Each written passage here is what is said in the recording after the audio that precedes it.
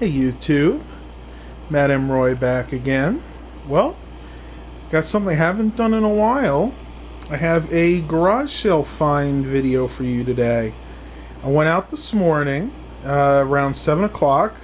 Just got back about 10. It's now about 10:40. And I actually found some things this weekend for a change. See, the last one I did was when I was at my grandmother's, and all I found then was the lantern. But without further ado, let's go ahead and get started. Pull this table a little closer to me. I did pull out the plastic table for this because I had a little bit too much.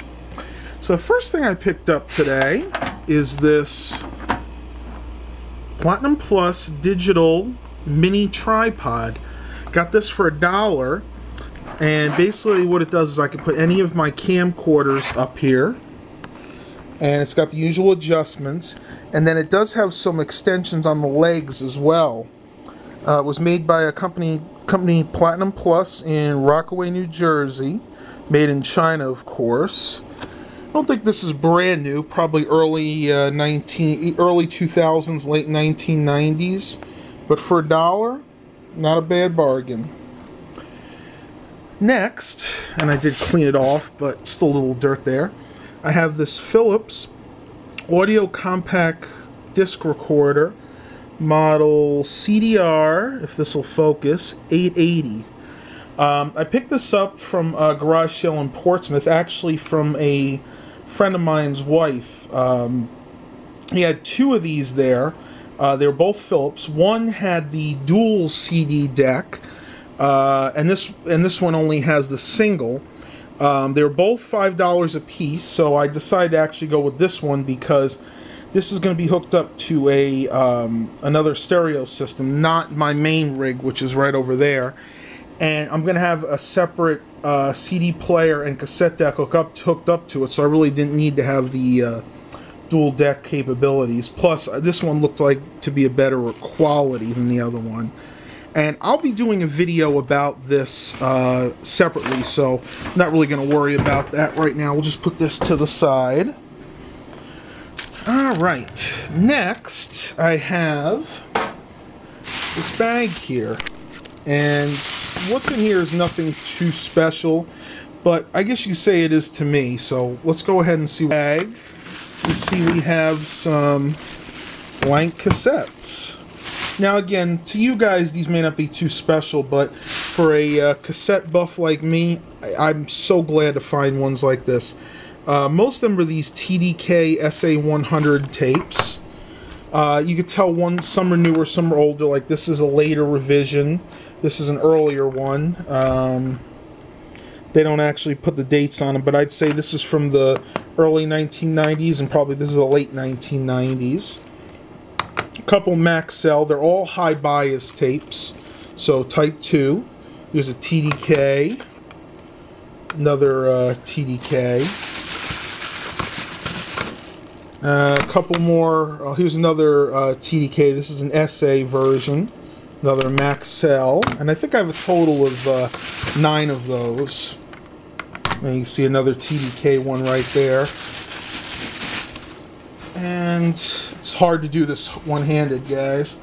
Another Maxell one, and then just a Fuji High 8 tape for my Sony High 8 or Digital 8 camcorder. So paid a total of $10 for all those, so $1 a piece.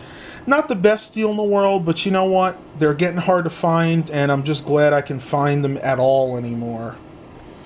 Next, for the new stereo system I'm setting up, I have a pair of these AWA speakers, and these look like to be two ways. You know, there's no actual speakers in here. This is just for breathing, so you can have a little bit more bass.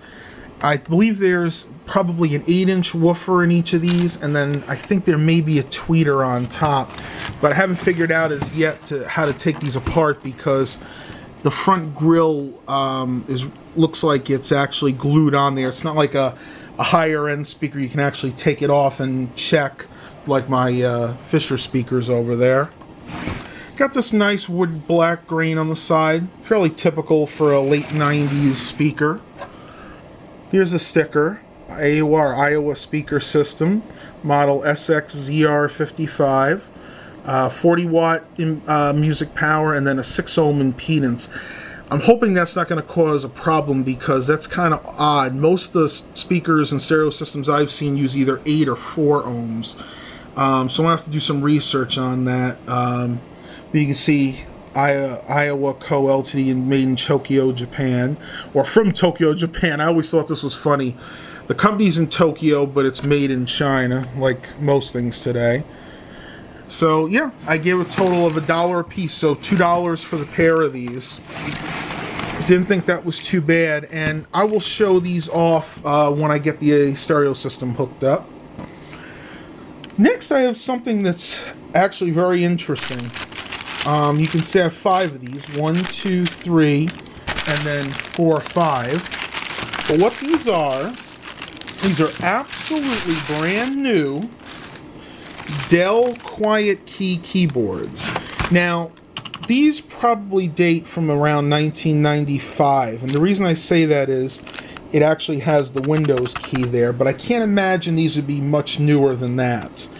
Now, these are not the out-switched clicky keyboards that UXW Bill and let's see, who else likes those? Road Geek and B Bishop PCM like.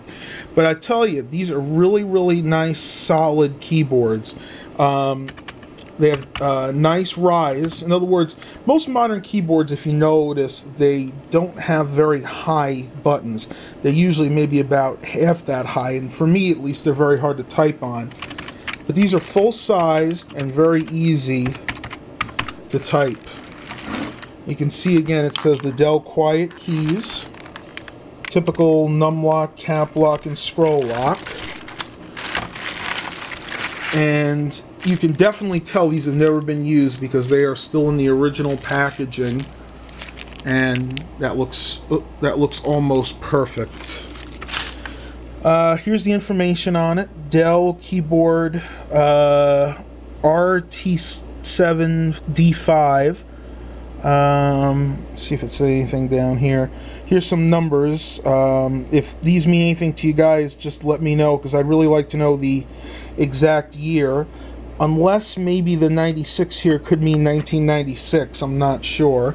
You guys can pause the video if you want to read that more. But I gave $1 a piece for these, and I was happy to, because the gentleman I bought them from is a scrapper, and I know if I didn't buy them, they would go right to the dump. And I think for nice, vintage, brand new keyboards like this, that would absolutely be a shame. And the very last thing I picked up today is this Dell 17-inch widescreen monitor. And this is kind of unique because this is one of those glossy ones like you would find on a laptop. Now, these monitors are not very good for high light use. Like, I wouldn't be able to use this in my room because I have my curtains open for most of the day. But a lot of people have, in their TV rooms at least, the shades usually drawn, and as long as that's the case, this one will give you a phenomenal picture quality. You can see you got the Dell logo here, typical array of power and adjustment buttons, and then on the back here you have a big Dell logo, and underneath there you have your stickers, just to tell you about them. I believe this is from 2007. Got the VGA hookup and the power adapter. Oddly enough, there is no DVI out on this. I guess because it was a lower end monitor when it was out, but still should give a phenomenal picture. And I might even do a video of testing this monitor as well. And as you can see, it couldn't have been used much because they never bothered taking the plastic off the base here. So anyway, those are my pickups for today. I'll pan over so you can see them real quick. If you guys have any questions or comments, please remember to leave them in the appropriate area.